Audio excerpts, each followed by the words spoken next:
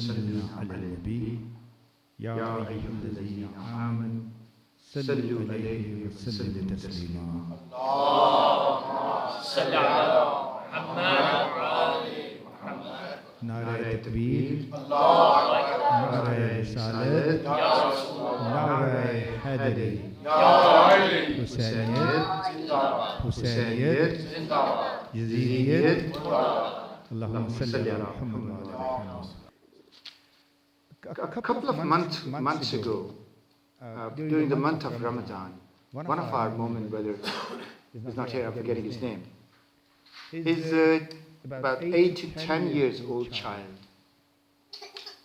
He asked me to pick up a topic which is helpful towards his own academic development as a schoolboy. And I was intrigued by his question. I asked him that, what would you like me to emphasize or base my entire foundation of argument in the next Ashra in Muharram? And he retorted, why not history? History is something which we are taught in our schools according to the set designs and requirements of the national curriculum makers. And there are so many areas, even a very large number of our religious scholars, they don't delve into this landmark. They talk about Irfan, they talk about Hadith, Quran, and everything. History is something they do give importance, but more is required. So I really accepted his his demand, and I said, inshallah. He's not here now, but he might be joining us in a few minutes. So during this Ashra, which I will be expressing myself, I would try to build my argument that what lessons from history do we learn towards understanding of Islam, Ahlul Bayt, and Quran. Islam, Ahlul Bayt, and Quran, they're very tightly correlated, they're intertwined. You pick anyone out of it, the other two, they don't have any meanings. So I shall try to be structured, and taking this lead from this topic, the role of history, in other words, towards understanding Islam, Ahlul Bayt, and Quran. And under this shadow, I would like to also, towards the end of my, the last two, maybe Mudalis, I would be exploring the answers to 5 questions. These 5 questions, they were put to me about 9 years ago in one of the international Islamic conferences organized by Islamic Thought, run by Maqbool Al-Bisa. And the topic was of that international conference, the importance of khutbah number 53 by Imam al-Muttaqi, Ali ibn Abi Talib alayhi salam.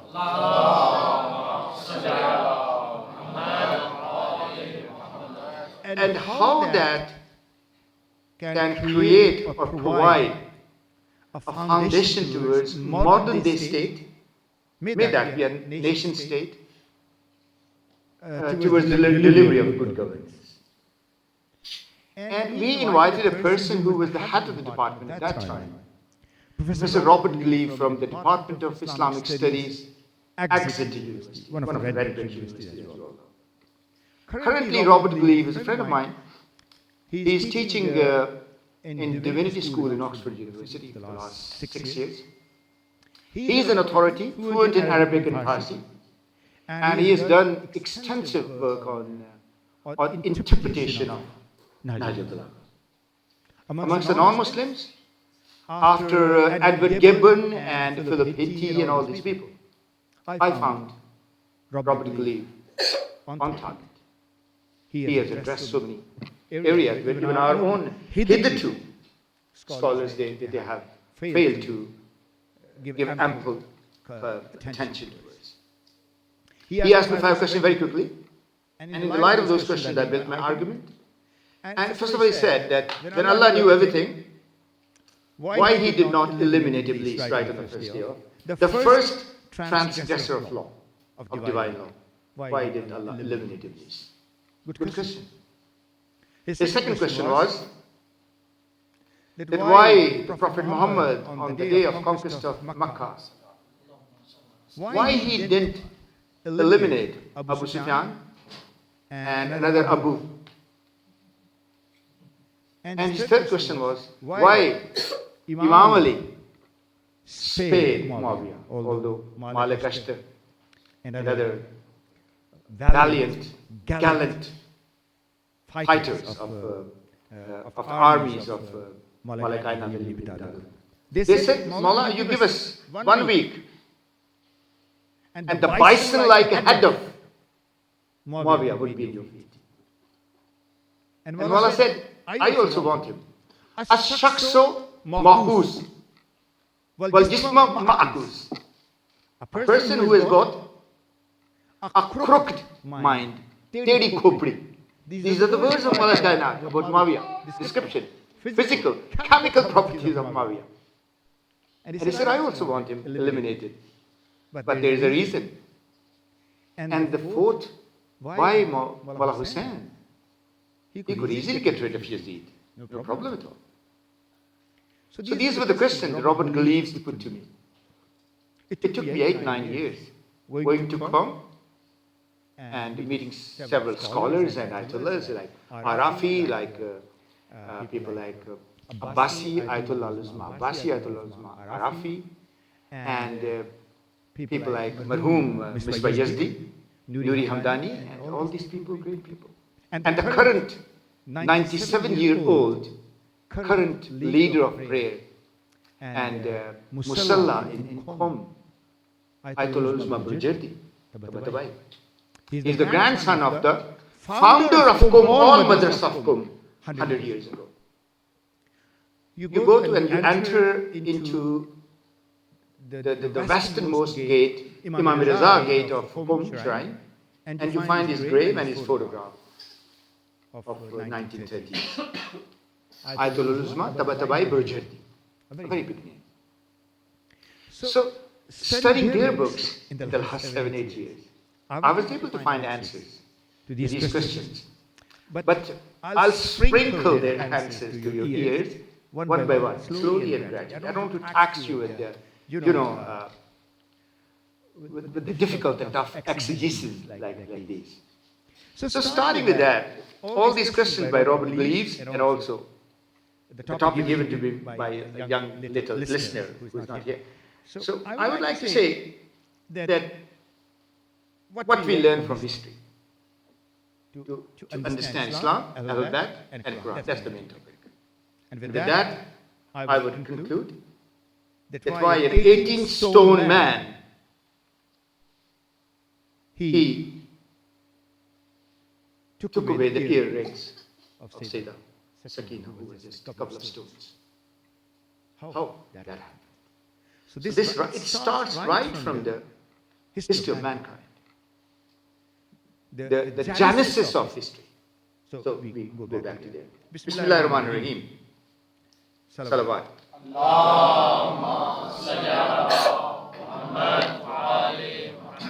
No, I don't want to go into the hermeneutics of different religions towards that. Some people have different interpretation of history. Others say that the foundation or the base of mankind or universe. So in their own hermeneutics, we differ from them. So I'll confine myself to the traditions and thoughts of Muhammad and Ali Muhammad towards creation of universe in the light of khutbah number 2 of Malakana towards creation of the universe. And also in the light of Hadith Qissa, which we regularly every week recite with veneration. So this is an established fact. Even the non-Muslim, they also believe that Allahu Nur Samawati wal Ardh. Allah is Nur, and His Nur is Samawati wal Ardh. So first of all, in the light of that, just before, a few years before the revelation of Hadith Qissa, in Masjid al-Nabawi, Hazrat Jabir bin Abdullah al-Ansari, he was sitting amongst the companions. And he asked a question from Rasul Kainat, Muhammad Mustafa, Habib Kibriya sallallahu alayhi wa sallam. Ya Rasulullah, أخبرني عن أول شيء خلق الله قبل الأشياء. O Rasul Khuda, O my master, O my teacher, O my guide, please enlighten me that what was the thing that Allah created before everything. And Nabi al-Azam Muhammad Mustafa sallallahu alayhi wa sallam responded, Ya Jabir, Inna Allah Ta'ala khalaqa qabla al-ashya'i nurin nabiyyaka min nurihi. O Jabir, the first thing that Allah created in the universe, even before creation of universe, after Allah nur as-samawati wal ard, after His nur, He created my nur from His own nur. So that was the answer. In the light of that, there are three more hadiths which Rasul Kainat Muhammad Mustafa sallallahu alaihi wasallam says, Kuntu nabiyyan wa adama bain al-ma'i wa teen. I was a nabi when Adam was hung between, the nur, the water and the soil and the mud. Again, on the same lines, Nabi Mukarram says, Kuntu nabiyyan wa adama bain al-ruhi wal jasad. When he was between the ruh and the body, I was nabi even that. And the last one, awwala ma khalaqa Allahu nuri. So nur as-samawati wal ard, then nur Muhammad Mustafa sallallahu alaihi wasallam, a derivative with the same chemical properties. I won't say the physical properties. About this, a beautiful verse by Adib Raipuri in Urdu. He says, Ya Muhammad Noor-e Mujassim, Ya Habibi, Ya Maulai. Tasveer Jamal Muhammad, Tanveer Kamal Khudai. It's beautiful. It's about 12 different verses in this. And after that, in the light of these all, what we learn from there, that this thing has been established, that Noor in Nabiyyaka, Noor illah. So that is something established. But all the historians, the top historians in the last 2,000 years, 3,000 years, recorded historians, they have failed to explain the Noor, Noorullah. I mean, there were certain, the Greek scholars like Homer, like Herodotus, like Thucydides, or Plato, Socrates, Aristotle, Pericles, Aristides, all these people, they had understanding of one creator. They were monotheists. Their readings, their writings, they explained that they were monotheists. They could not explain what the Noor was and what was the derivative of Noor. So people like, as I said, Herodotus, the great father of history, Herodotus. Thucydides, Plutarch, the Anno Domini, the first Roman recorded historian, Plutarch. These ancient historians. Then the medieval Muslim historians, the three pillars, Ibn Qayyim, Ibn Taymiyyah, and Ibn Khaldun. All they were contemporaries. Ibn Khaldun was slightly younger than them, but all of them with 14th history, 14th century medieval Muslim historians. They could not explain Noor. And the modern 20th century, three leading historians of Islamic history, even they failed to explain what Noor was. Like Edward Gibbon, Philip Haiti, and for that matter, there's another name is Will Durant, the story of history. But even this was explained by our ulama. If you read Bahjat, Ayatollah Bahjat, and his works, he has explained Noor. It will take me a lot of time to explain their books and mention their books. Like other great Ayatollah, you go to Qom and you find their graves on the floor. They were so humble that they asked that their graves should not be elevated. So read there. I mean, they explain Noor. And when Muhammad Mustafa said that Ana Noor, derivative of the Noor of Allah, same time without any gap between these two hadiths, he said, Ana wa Aliyum Noorun Wahid. So the creation of Noor Ali ibn Abi Talib was created simultaneously as the Noor of Muhammad Mustafa was created. And then again, Rasul said, further described, Awwaluna Muhammad, Akhiruna Muhammad, wa Awsatuna Muhammad, wa Kulluna Muhammad. So the Noor of the 12th was also with same chemical properties, with same spiritual properties as Noor Muhammad or Noorullah. So this has something has been established. Now what is Noor? Noor is light. What is light? Light is ilm, knowledge.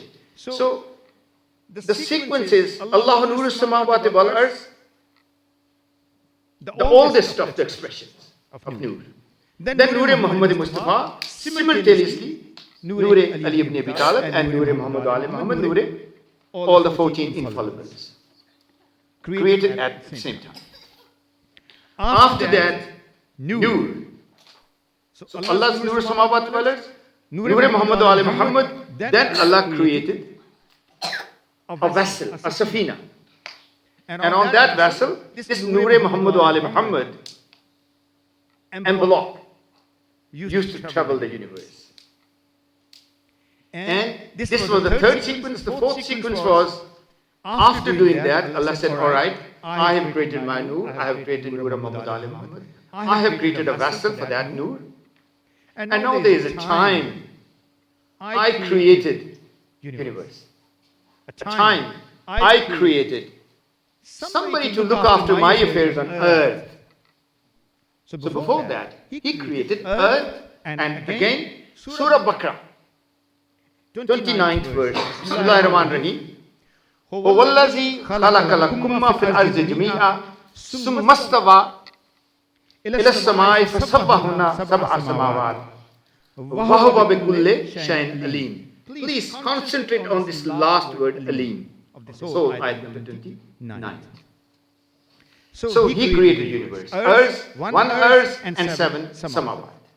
Okay. And he said, I created them by my ilm. Because وَهُوَ بِكُلِّ شَيْءٍ عَلِيمٌ. Ana alimun. Allah's claim.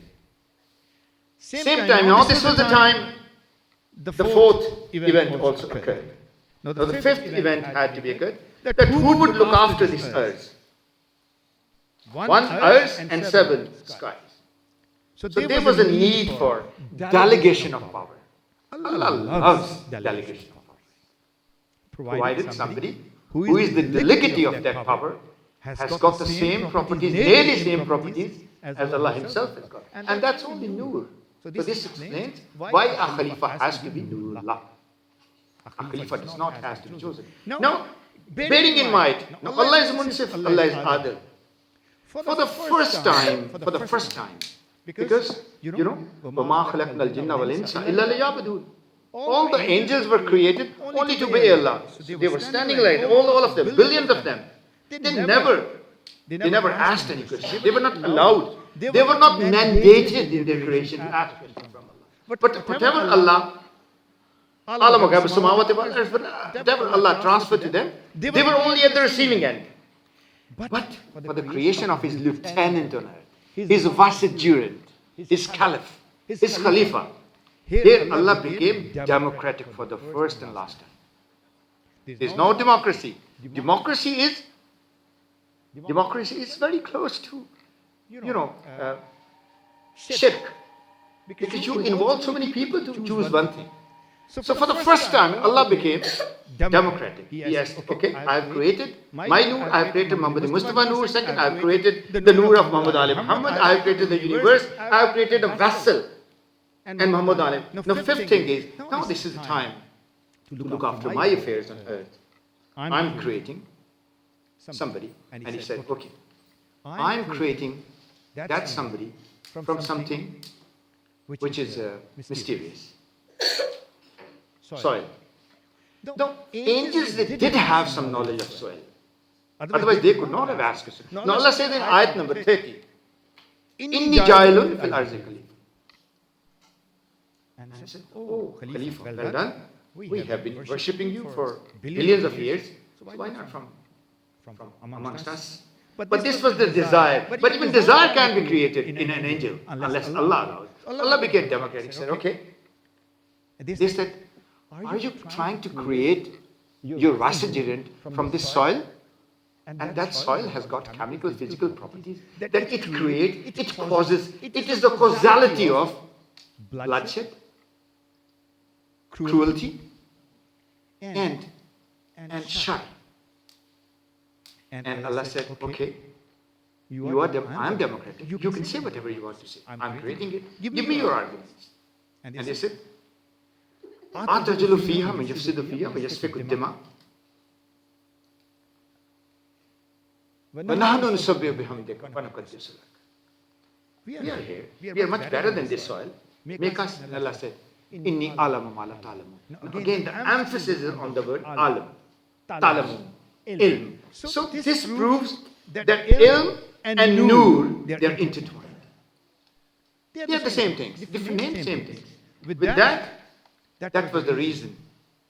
On the basis of that, Surah Arabi Muhammad Mustafa said,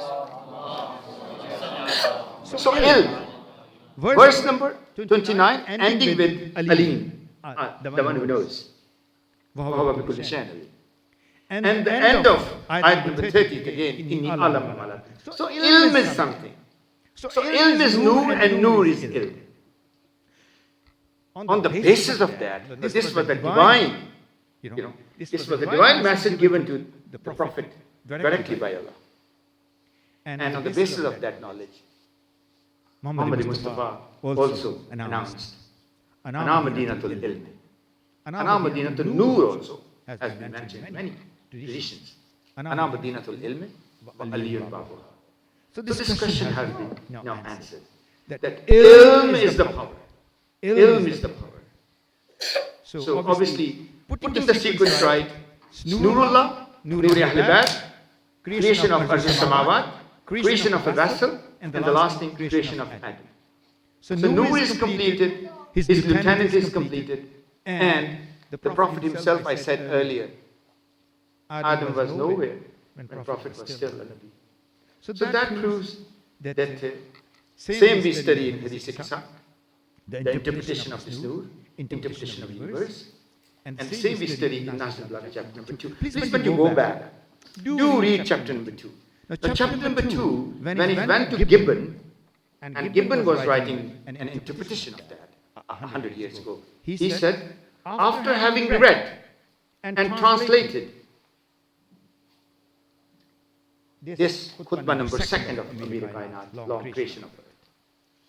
Now I am convinced that the one who has written this khutbah, so either Ali was the creator of the universe, or he was watching the universe being created in front of him. So this Gibbon says.